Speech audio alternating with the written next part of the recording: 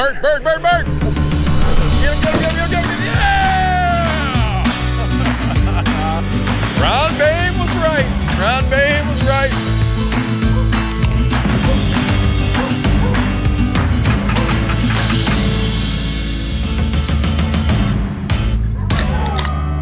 I'm feeling spry.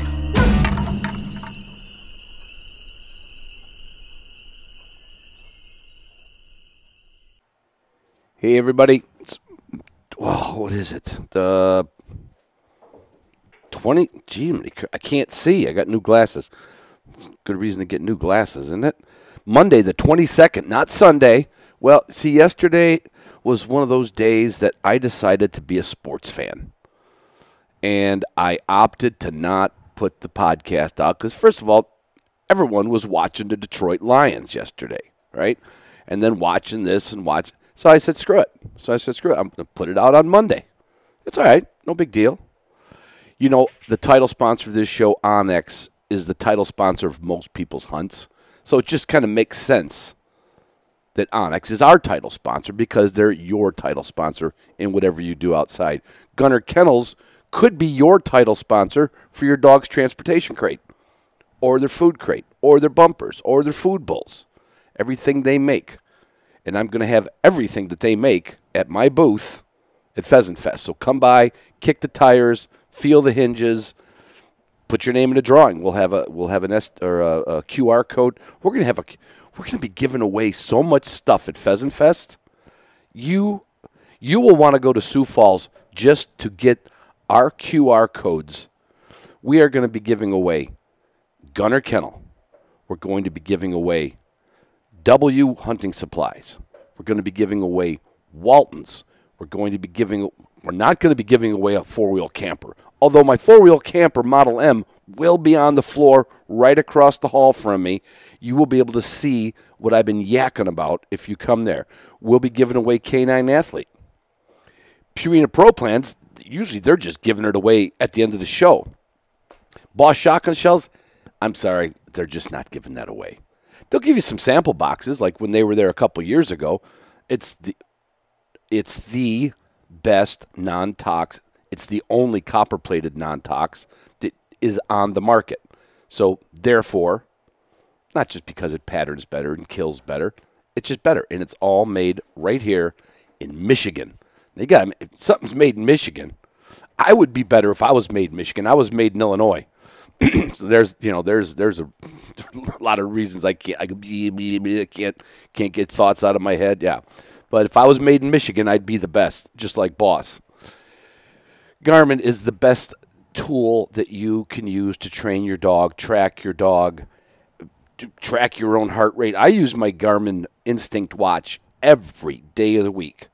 Every day I use it. One thing I use it all the time for is when I'm in the sauna. Okay, it doesn't get hot. It's got that kind of a weird rubbery vinyl-y band. It does not get hot in the sauna like a wristwatch would with a metal band. But I check my heart rate when I'm in the sauna, and you can sit there and watch it go from when I walk in. Let's say from walking across the yard, I might be at 80 beats per minute or something. And when I'm done, usually because I feel like I got to get out of there because I'm trapped in a fucking hot box in the middle of the sun, but I'm not. I will look down at my watch, and sure enough, it'll be somewhere around 128 beats per minute just from being in a sauna. A friend of mine, Glenn Blackwood, he was notified of a heart attack on his Garmin watch. It said, warning, warning. We haven't seen this before. Now, 128 is not enough to make it do that for me, but Garmin's can save your dog's life, and they could save your life. W Hunting Supply is where you would go. Like you'd say, well, where do I get a Garmin? Well, if you've been listening to the show, you know the next one up is W Hunting Supply. W is going to be at Pheasant Fest. You will finally get to meet the people I've been talking about with service. They know the product inside and out. You can go there. If you haven't got your Garmin yet, whatever Garmin you need, you're going to meet the guys from W Supply at Pheasant Fest, and you can ask any question. You could ask them how many how many micro welds are inside of one. I don't even know if there was a micro weld in there. You know it would be hard to do, though? Now, Walton's was at Pheasant Fest 2 years ago.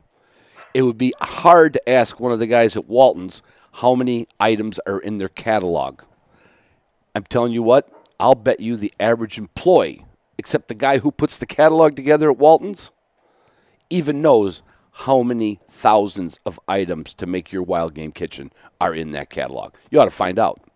Mossberg is going to be at Pheasant Fest, and we're going to have a little table tent or a little poster, and we're going to have a lot of Mossberg gear around our bar. We have Trent and Heather and I built this beautiful bar, and that's where you come up and shoot the shit with us. There's plenty of elbow room, plenty of places to chit-chat. Well, Mossberg is going to have a QR code at our booth to win a free shotgun. You will not take it home from Pheasant Fest because we're not bringing one there. You can go look at shotguns over at the Mossberg booth, and then you can click on our QR code. Yeah, like I said, the only thing you can't get for free at Pheasant Fest right now that I know of, there's going to be everything except a 4-wheel camper. Yeah. And, and Boss shot shells. They won't be giving any free shotgun shells away. If they were, though, I know they were giving 5 packs of turkey loads away when they were there. God, maybe there's time to get them there this year. Hard to say. Canine Athlete will be there. They will be there in force. They were part of our booth, and they found such a demand for the Canine Athlete and Wilderness Athlete products. They're going to be a couple aisles over from us, right in the front, on the same main aisle as we are, and you can get all the free samples of Canine Athlete and Wilderness Athlete you want. That's going to be at Pheasant Fest. I mean, there is so many reasons to go to Pheasant Fest, and the other one, of course, is to see my camper. And inside, what you're going to see, 2 things are going to jump out at you about this camper. One is how cool it is when it's popped up, like how big it is, how spacious it is. 2 is up in front, you're going to see the custom-built dog box that I had done from Alder Grove Dog Box. Check them out. Like, if you got this idea in your head that, boy, if I could only have it look like this and a notch here and a water container here, and I want the door to be over here, but I'd like this door to be bigger or this compartment to be smaller because maybe you got a Cocker Spaniel like me, and then you could put 2 dogs next to it in the bigger one. Anything you can imagine and draw on a piece of paper, right? And they're not even a sponsor, but they did sponsor me when it comes to building this beautiful dog. But I cannot wait for you to see it. I cannot wait for you to see it. And they're going to be tied up with W Supply because they're all buddies. This is going to be by far the best Pheasant Fest you will have ever attended. It may not be the biggest one, but it's going to be the best one because Purina's there on the main stage with all kinds of seminars, training, everything's there. Upland Institute, Justin and myself, I should say me and Justin, or mine and Justin's. The Upland Institute will be at our booth, okay, and they will have, us, okay. We will have a TV there. We will have all the lessons up there. You want to learn a little bit more about, like if you've been curious, like, yeah, how does that work? Like an online course to train my dog. It's going to be crystal clear. And my buddy Trent he somehow took that, I wouldn't say took it over. It was thrust upon him. And he has spent the last 2 Pheasant Fest basically being the Upland Institute salesperson. He can go through the courses. He knows them inside and out. If you got a specific question about a specific part of training, that's where you want to go. There's so many reasons to come to Pheasant Fest. And it's a perfect, you've only heard the word Pheasant Fest like, 18 times since I started talking? Well, the other reason, two of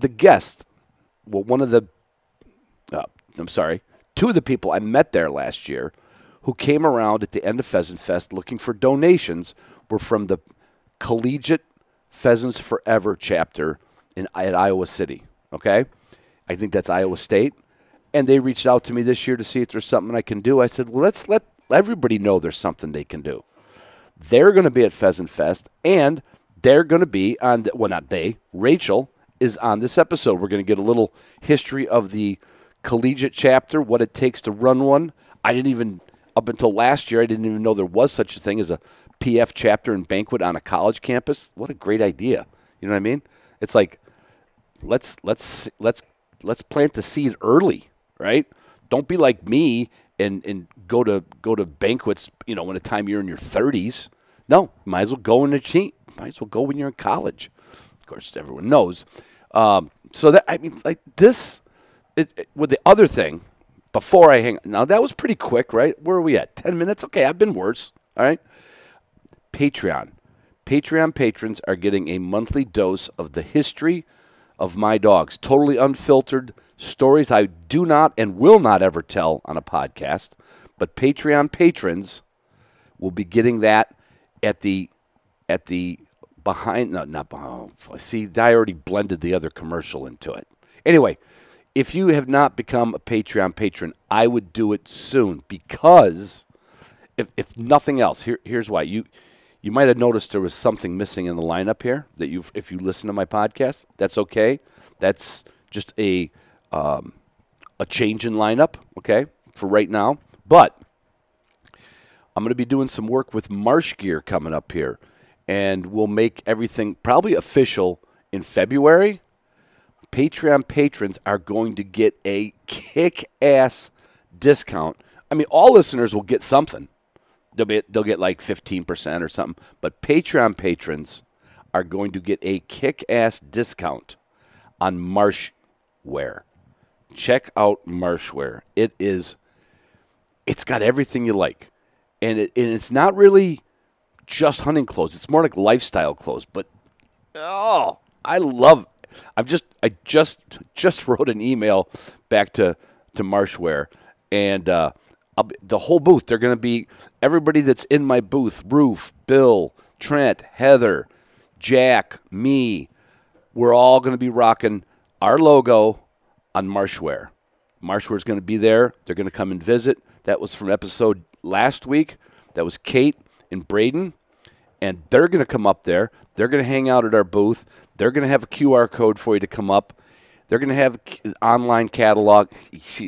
I'm telling you what, Pheasant Fest needs to be 3.5, 4 days long just so you can go through our end of the building and see all my sponsors. Boy, this is hot. And lastly, seriously, this is lastly.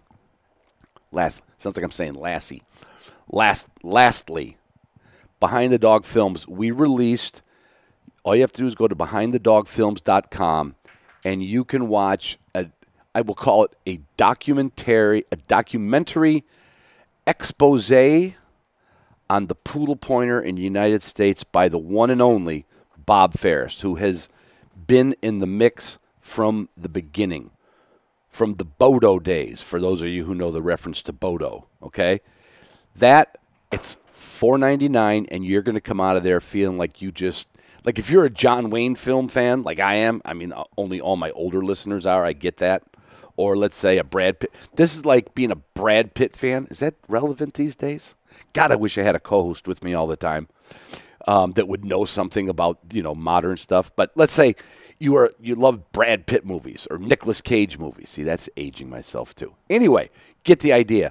If you love dogs and you love the history of it and how breeders breed, and in this case, how this breed is the only pointing dog breed in this country, to my knowledge, that has never been AKC registered. And there's a reason for it. They go into hunting homes.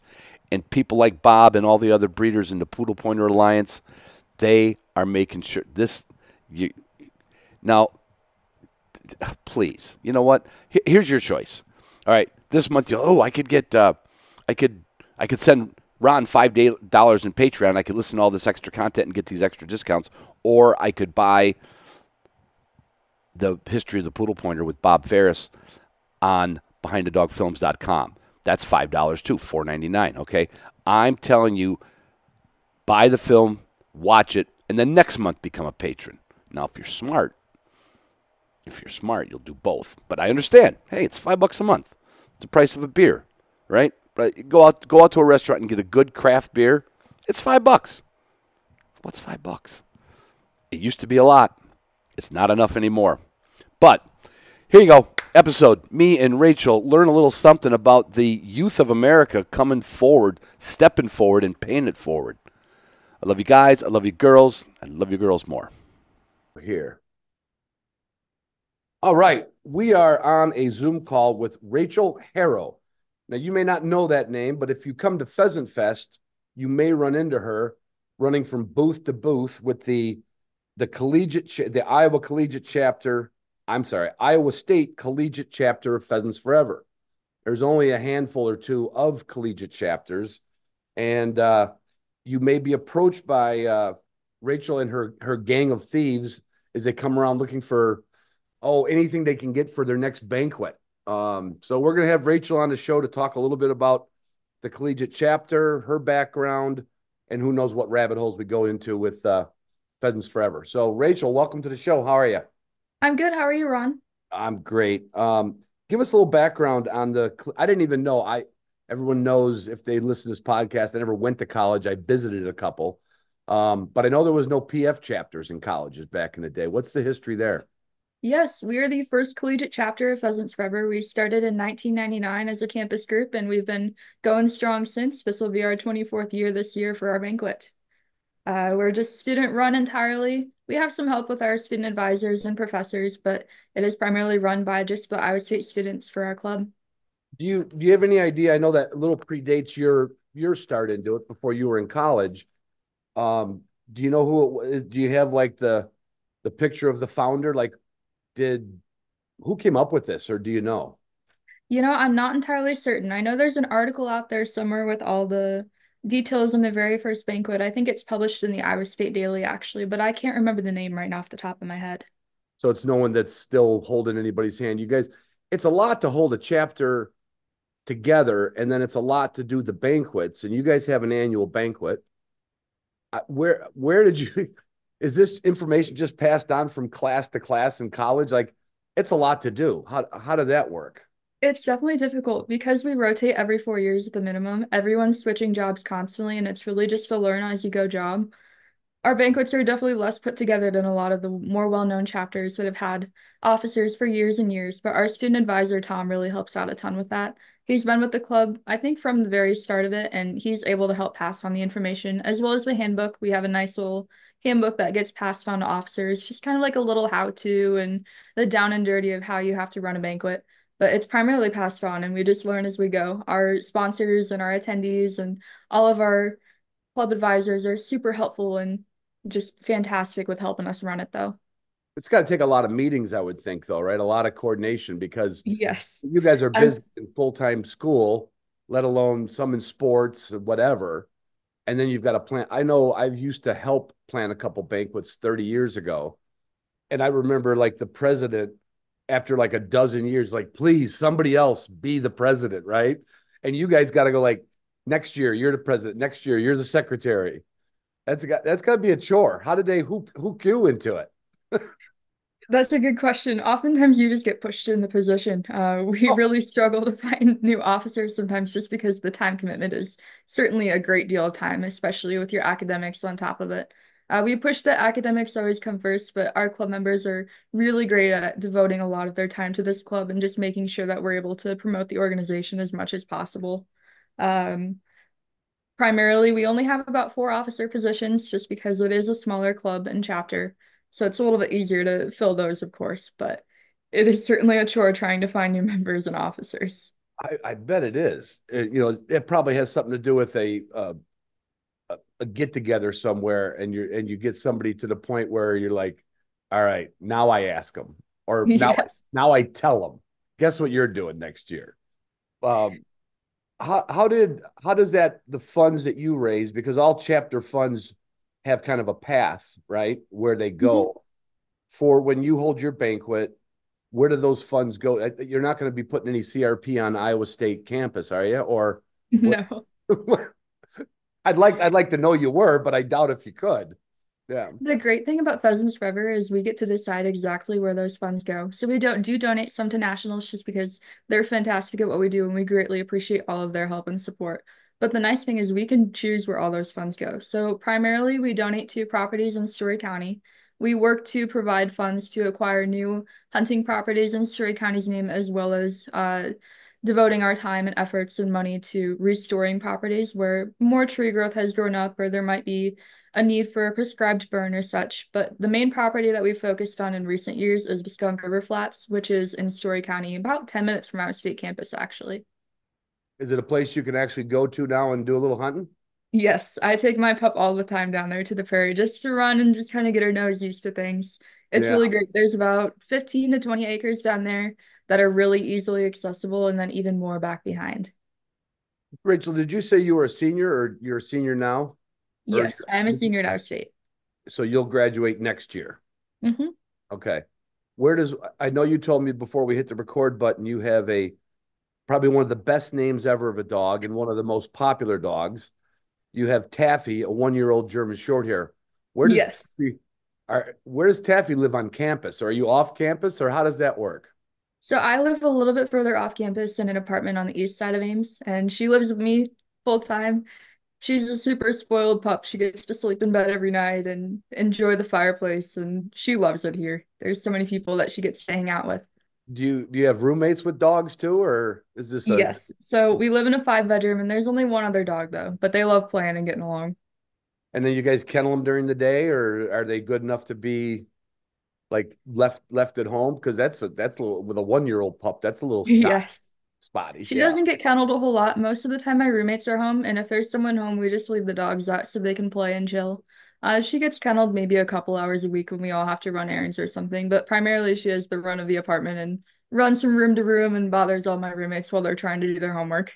That's not God, I wouldn't have went to college if I knew we could have had a dog Right? and go hunting. If you can you tailor your classes and your I don't know how that works with scheduling your classes, but Sure. can can you squeak some hunting in throughout it's school season when pheasant season's on, right? Yes. So I did definitely schedule my classes around certain times. So Tuesday, Thursdays, I plan to have a longer morning so that we can go and run at the prairie and then hopefully still be back in time for class. There might be a couple days that the prairie might be a little bit too fun to leave, but And I always get off if you're early enough doing at night too that we can always go after class. So that's always fun as well. yeah. And I take it you're doing good enough in class if you have to miss a class for a hunting trip, it's Yes. going to affect Yes. your GPA that much. No. Okay. Should we ask what your GPA is or no? No, I'm just kidding. I don't. We don't have to do that. You're busy. You're busy. How many people would you say now? Iowa State's a big school, right? Hmm. How many do you have like a lot of student members that are also, or do you guys just kind of keep some student board members? And how does it work with like just the regular freshmen to seniors? Are some of those active with PF with you? Sure. We have 10 to 15 student members at all times that are actual members of the chapter and attend weekly meetings and club meets and go with us to travel. But we have a ton of student helpers. All of us have friends that are, while they might not actually be members of our chapter, they're either members of Pheasants Forever or interested in helping with conservation. So we have a ton of help with that. We have probably 30 to 40 extra students and friends that help out all year long just with odd chores and such. You were talking about like habitat, like some habitat improvements. So you guys will be out in the summertime doing projects and is that going to be led by like a PF biologist or how does that look? Yeah, we will look for volunteer projects. So in the past, we've worked with Story County Conservation as well as just running with student projects. PF does a really great job of putting out volunteer opportunities as well. So we push that out to our members, and you can sign up for local volunteer opportunities wherever you may be. A lot of our members aren't in Ames over the summer just because classes aren't traditionally in session then. So Mhm. we offer to let people volunteer wherever they're located at the time, as well as doing more opportunities during the school year. Wow. It is, you said this is the oldest program like that in the Yes. colleges. Do you know, I mean, not recite them chapter and verse, but are they typically the Midwestern Iowa, South Dakota, or have we reached some areas where I've always find it funny you get PF chapters in Missouri. Now we know there's a Mhm. pheasants there, right? But there's a lot of people that love pheasants. Do you know any of the schools that you would maybe not think that are part of that, or do you guys ever get together with these other school collegiate groups? We haven't gotten together with another collegiate group in the past, but I think that's a great opportunity if one were ever to arise. I think one that I was surprised about is I believe there's a chapter somewhere in northern Michigan. Okay, So that was a little we bit don't have any surprising just because I didn't foresee that being a chapter. But there is a lot more chapters, and of course, South Dakota and Minnesota, just right. the heart of pheasant land. Well, when you're all out of college and you're all old enough, you can get together and hold like a super adult banquet. Now, Yes. and I asked before we hit record, I asked Rachel, so what's the drinking age in Iowa? And I guess I should have thought about it. Back in the day, there was a lot of states that was 18, and you're all on campus. Now, at some point, some of you are going to be 21, depending on your birthday. But when you run the banquet, if anybody's hears about this or knows about it, there is a for age appropriate attendees, right? You have a Yes. bottomless beer cup, bottomless beer mug. So Yes, we still have bottomless beer mugs at our banquet each year, for our adult attendees and of age attendees to enjoy their time at our banquet along with their meal. um yeah, I got a picture, like I can't help it. I think of me at that age, not in college, but always trying to, like someone's got to spike the punch bowl. But yeah, I mean, you guys got to be careful. You're representing PF. So, Sure. but I think you guys you're missing an opportunity. I think you get a hold of Travis Frank from the Flush and you get alumni presidents from these collegiate clubs and you do a hunt with that. That I, would be fantastic. I can put you in touch if you don't have a way to get a hold of Travis. I think he would love it. I I think would you love that. I would offer any opportunity possible for that. and you could, even if you were underage, Travis doesn't drink, so you wouldn't be, out of place. But I'm just saying, when you get a little older, it's like being an alum of the school, but you'd be an alum of the collegiate PF chapters. I think that's pretty Yes. cool. Let's get to your dog a little bit. Where did you get, like, I'm thinking nobody that age has a dog, but it is more and more popular. Uh, Hmm. my three girls didn't have any dogs in college. Um, your life situation with the apartment and your roommates seems to work out good, but what made you jump into the dog mix when most people would say, "Why don't you wait till you're done with college?" you know, what Sure. was I that? always grew up with short hairs. My parents have always had short hairs for as long as I've been around. So the thought of not living with a dog when I had my own apartment was just crazy. I love the chaos and the all the care that goes into them as well as just the love that they give back. So as soon as I had my own apartment and I knew I could handle it, I knew I had to have a short hair, of course. Did So I you? got Taffy at our last banquet, actually. She was an auction item. Six-star Upland Kennels offered her to be auctioned off, and she came home with me that night. I like that. I gave a pup to I think it was a PF or an RGS banquet, one or the other, and I felt kind of like, and I was not a big breeder of any, like I was not a well-known breeder by any means, but I'm like, that's some pretty good dogs. And I remember the if they'd have came to my kennel, I probably would have sold them back then the dog for about $300. And I think it Hmm. went for like $700 because everybody's like, I want a dog, I want this dog. And they see the dog. It's like an art print that everybody wants. So Yes. well, did the bidding go in your favor, or did you have to get a student loan edition? Well, it definitely went a little higher than I planned on. But you're right, with that dog sitting right there, I got a chance to hold her before the bidding actually Oh started. And boy. the second I held her, I knew I couldn't leave that banquet without that dog. So the bidding definitely went a lot higher than I expected it to, but I think I came out on the right end in the end. Did you get any flack from anybody, or were they all just thinking, great idea, great idea? As soon as we got to see pictures of the dog beforehand so that we knew which dog was coming to the banquet. And by the time they sent that first picture, I was telling everyone that that dog was mine. I was coming home from that banquet with that dog. I think everyone in that room knew she was coming home with me, whether that accelerated the bidding or not. She's a Well, you perfect pup, so I love it. you raise some money, right? Yes. You're already giving back at your age by doing that. But I got to ask you, because it's always, your dad had dogs, so you're familiar with the breed, but it takes a certain amount of training, right? Oh, yes. I would assume you relied on some YouTube, some form. What did you the same passion you had for knowing you're coming home with that dog? Did you already have a plan in your head, or was that just kicking the ball down the field and seeing where it landed when it came to training? I am very much a spreadsheet person, so I had a spreadsheet dictating how much I thought the dog would cost me over the first 5 years of her life. I actually had a vet appointment booked before I even came home with the dog. I told the vet that I'd call him if I didn't get the dog. It was definitely more planned than I should have. But my dad and my mom, I really relied on them a lot too, just because I trust their advice and their training tips more than anyone else I know, just because they've also raised pups from that same breed. So they knew what they were doing, and I knew it'd work out eventually, but I definitely had the main parts figured out already. Any problems going through it in the beginning, or was it pretty seamless? Oh man, I was so sleep deprived that first night. I I swear, the dog and I did not sleep one wink that first night. After that, she was perfect, but potty training and that first night were miserable and an absolute nightmare. And would I guess miserable for your roommates, or did you go back to your mom and dad's house for the puppy? I took about a week off of school right after I got her just because my classes were arranged in a way that it wouldn't hurt to take a couple days off. So I went home and figured out some of the main things while I was at home while I had that support system. But I never knew a dog could pee so often, so much. I think my mom and I were both tired of cleaning the floors by the end of the first couple days. I gotta ask, crate training? I mean, or did you go right to like sleeping with the dog when you brought it home? Yeah. Rachel? She slept in the crate for about 3 weeks.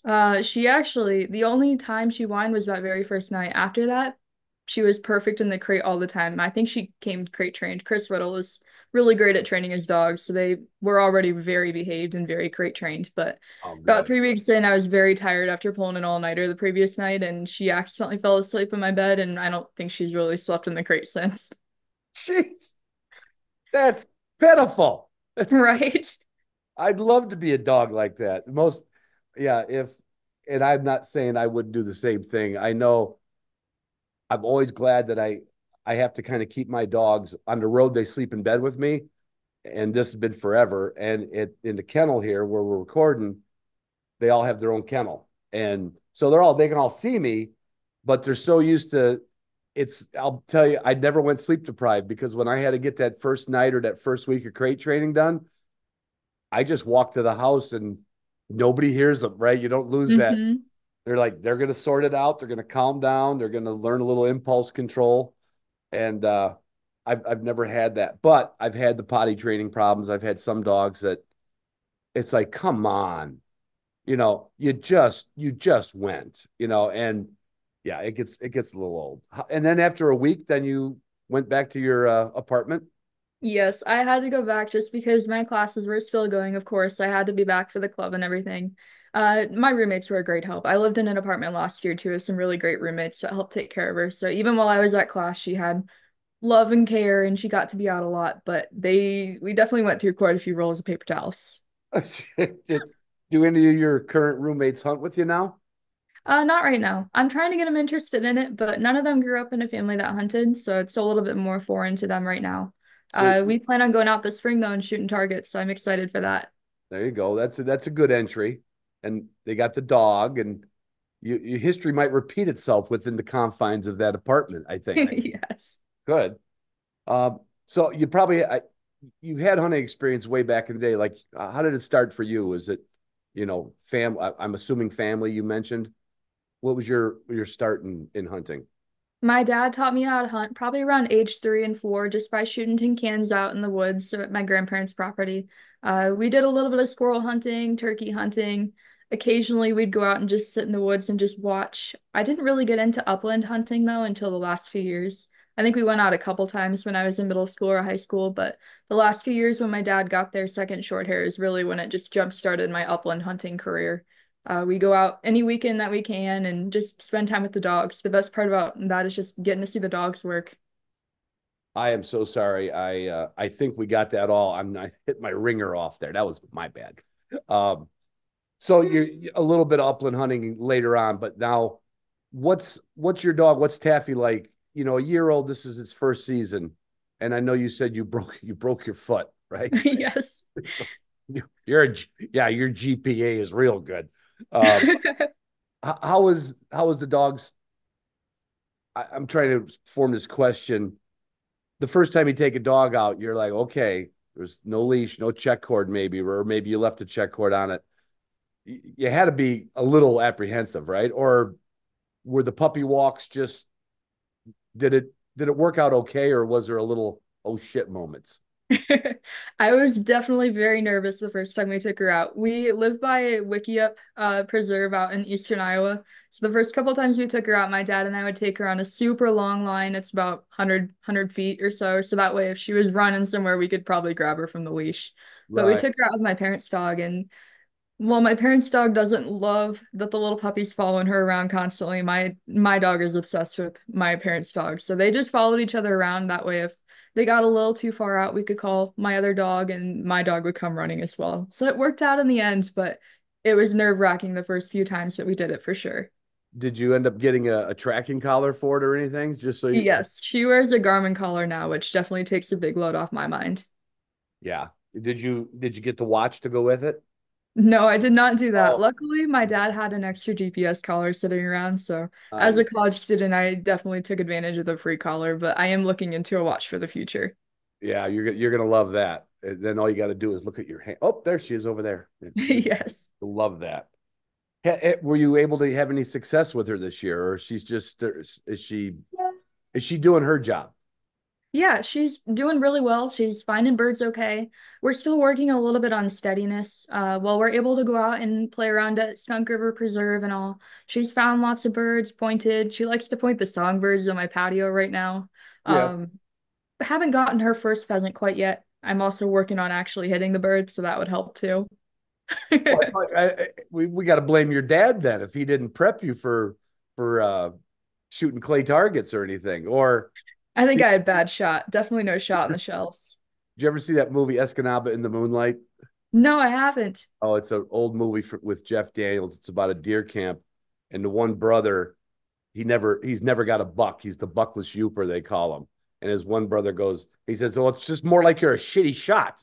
That's your problem." Now you're gonna have to work on that for Taffy. Yes. We went out with my dad's parents or my dad's friends and my dog stayed home unfortunately that weekend. She had a foot injury. But we got my first pheasant this past I think 2 weekends ago, so that was exciting. Nice. And then what about for Pheasant Fest? Now I know, was it you and somebody else, or somebody else and somebody came up to me last year, and then we got this email. I'm like, oh yeah, I do remember that Sunday walking around looking. And let's be honest, you're going around with hat in hand saying, hey, help us out. We're the collegiate chapter of PF, right? Yes. Um, are you staying there? Like, do you guys have to raise the funds to stay there? Does PF doing anything for you guys? How does that work for the collegiate chapter? I know that PF reserves some rooms at one of the hotels at a discounted rate for anyone that chooses to go. Right. Personally, our club generally pays for the rooms, and then club members that choose to donate their time and money will oftentimes pay for their own room as well. I'm going up with my parents, so luckily I get free room and board while I'm there. But Well, we love to just go and stay in Sioux Falls. Generally, we get tickets donated to us, or the club will pay for student tickets. nice. We've been really fortunate in the past with our sponsors helping to pay for our funds, though. Where is I'm really bad on my locations. Iowa State, is that Des Moines? Yes, we Oh, are just north of Des Moines. We're central Iowa. gotcha. So you're in decent pheasant country this year. Was it? I mean, I know you had a broken foot and a brand new dog. You didn't have everything in your Sure, favor, but it's pretty good hunting not far from college, right? it is. Growing up in eastern Iowa, we rarely even saw three pheasants a day, so it was very difficult to even shoot your limit. Yeah. But here in central Iowa, and even if you go just a little bit further west, it's just crazy how many birds you can see. Wow. That's. Are you have you gone to the oh, I guess probably not. It's probably not a fair question. Have you gone to door knocking yet, and saying, "Hey, I saw some birds over here." Because that's another rite of passage. Actually, a couple of our club members have done that. I have not done that personally just because I'm fortunate to know enough people around here that I'm able to hunt on their land. Okay. But we have had members in the past go out just on farms. A lot of them will bring a baked good or such and here's some homemade bread. Can I please hunt on your property? We've had luck in the past with that. That's fantastic to hear because you always hear people say, "Well, it's not worth knocking on a door anymore." But I mean, Iowa is a very. I remember I was hunting my way back from South Dakota, and I can't remember what road that is. I think it's 18. It runs along the north of Iowa, like runs Hmm. east to west. Pulled into a state or I don't know what you guys call your public access places, but it was a public access. And there was a farmer trying to bang on, he had a rock stuck in a cultivator. And I saw him jump out of his tractor, kind of, I want to say, fast walk toward me. And I'm thinking, God, I thought I saw the sign, and then I'm thinking, Hmm. maybe I'm on his property. And he wanted to know if I had a hammer because he was trying to get this rock dislodged. And he was like taking anyway, he was having a trouble. And luckily, I had a drawer system and I had a nice, good size hammer. And he went over and banged on it and came back, brought me the hammer back. And if I had more time, he said, if you're here tomorrow, I got a bunch of spots for you to hunt. So Iowa's still one of them places. It's It is. and The and sense of you, community here is great. yeah, it's. I don't know if I could live without all my trees. I mean, I know you got more trees than South Dakota, but I think if I had to pick a spot, it might be Iowa. I haven't hunted it a lot, but I've been there a lot, and I've always enjoyed it. What's your now? You're gonna go. You'll be done next year. Are you gonna jump right in and start doing the traveling wing shooting, or are you going right into a career? What are you studying, by the way? I'm a senior majoring in kinesiology pre-physical therapy, so hopefully by fall of 2024, I'll be in grad school for physical therapy. It's about a 2, 3 year program, but I'll still have weekends to hunt as much as I want. If I don't make it into grad school, I'll take a year off and work and reapply and take that time to hunt and work and build up funds for grad school, of course. There's hope for the youth here. Uh, Yes. are all the students this good in Iowa State? I don't know, I'm pretty biased, but I think the students here are pretty great. That's pretty cool. Well, you're going to be walking the floor. I hope you and your parents come by. I want to congratulate them on raising a. I have a particular fondness for good kids. I've got 3 daughters myself. I told you before we hit record, and um, I'd be proud to hunt with them anywhere and take them anywhere. And if you and your folks are coming to Pheasant Fest, I expect a little stop by there, a little meet and greet. Yes, we will stop by. Um, I'm trying to think of, is there anything we need to, is there a way for, I'm sure there's a way for people who are just like, well, that's pretty cool. I may not run into them at Pheasant Fest. Is there a way that people can help out the collegiate chapters or chapter? Is there a website for anything like that, or how would people help? Yeah, you can find us on Facebook. We have the Iowa State Collegiate Chapter Pheasants Forever on Facebook. We post fairly regular updates as we get closer to the banquet, but they can reach members from there. I'm reachable on that Facebook page. They can also email the ISU PF email, which I believe is located on the Facebook contact page as well. Or we accept donations for our banquet, anything to help us raise more funds for conservation. You guys got it right. I'll tell you, when I was young, and I've heard many, many people my age and younger, we always kind of thought conservation fell out of the sky. We just went somewhere, we look, oh, that looks good, knock on a door. Like we never, honestly, it's not that we wouldn't have, it was like it was like I don't know, almost a privilege. It was like, oh, Mhm.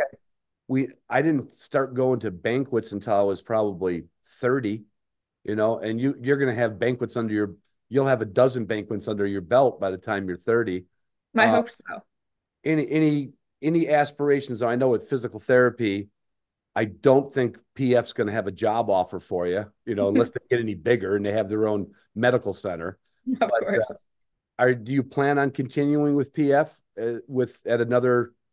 Can you stay back and kind of help the collegiate chapter, or would you move yourself to another established chapter? Because it's entirely in student run, unfortunately, once I graduate, I will not be able to be an official member of the chapter. I would Okay. still love to help out at banquets and volunteer as much as I can alongside the club, but I won't be able to be an official member. Instead, if I stay around here, the Story County chapter, which is about 10 minutes from here anyways, I would love to be a part of their chapter wherever I may end up being. I hope to find a local chapter that I can help out at. When you go to local chapter, you said Story County. Yes. You know they're going to get your bio, and you know they're going to put you to work immediately, Yes. We right? help out at their banquets some years, and it's really great to see the work they get to do as well. Yeah, I mean they gotta be excited about what you guys are doing. It's admirable. Like I said, it wasn't like I was a loner because everybody my age, your age now, we just even there was PF banquets, but we weren't that involved. And to know that, you know, it's a little schmaltzy, but the next generation is kind of paying attention. We might be in better shape. And look, at some point, Maryland Vetter is going to retire, Hmm. right? And you might be the who knows? Don't don't rule it out. Don't rule it out. I got a feeling your name's going to be around PF for many, many years, Rachel. I certainly hope so. I love this organization. I hope to stay a member and a volunteer for as long as I possibly can with it. And add another dog to the mix at some point. And Of course. of course. Well, I wish you all the best. I think this is really great. Probably should get some links to your chapter if you can send them to me, and we'll put them up with my daughter will take care of putting all the notes up and the links up to it. And if there's a clearinghouse for all the collegiate chapters, I'd like to, we want to give them all a shout out because it's pretty cool. I'm impressed. I'm Thank impressed. you. Yeah. And what do you think? You mentioned something that I want to pick on you a little bit for. You mentioned we're working on steadiness. Well, steadiness is if you're going to maintain steadiness in a dog, it's a chore, right? Hmm. But is Taffy okay enough to point and hold a bird long enough, even though you didn't get one over her? Is the dog steady enough to have a bird shot over it? Has it held point to a flush? We're getting there. I'm not sure if she's quite there yet. It depends on how close I would be. She hunts fairly close to me, but I'm pretty short, so I walk pretty slow. Well, Um, broken foot, or you just walk slow in general? Probably both. I mean, both. Well, I think what I'm going to do is I'm going to send you a foundations and fundamentals. It's never too late to apply some training to your dog. Now, I know your dad will help you, and I know your dad's got a few ways, but when you get time, I want you to watch this and your dad and mom to watch it. And then maybe what we could do is add something like that. If you like that program, for whether it's the next student or the next adult, and I don't mean adult, you're already an adult, but the person who's not in college gets a dog. Maybe you guys could use that for your banquet, and we would you know pass. We got to have these dogs at least half trained. At least half Yes. trained. Sounds like Taffy's about a third, maybe a third, Right. because she's Thank you, Ron. smart. I really appreciate it. Yeah, I think you'll get something out of it, and I will tell you ahead of time some of the things. Now, you're not going to do it now. The weather you're having is the weather we're having, but Hmm. some of these impulse control things, these stacking, these calming touches, you'll take a lot away from it. And I want you to get on it. And I want you to apply a couple of these things in your apartment, whether it's on the coffee table or the top of a beer cooler. I don't care where you do it. I want you to tell me that you watched it and you're applying some of it. Yes, I'd love to. I think that'd be great. All right. Well, that's going to be on its way to you when we hang up here. And then I want a full report when we're in South Dakota. Sounds good. All right. Thank you, Ron. I appreciate it. Thanks for coming on. I appreciate it too. Where's my button? Where's my record button at, Rachel? I think it's the bottom middle. Oh, there we go.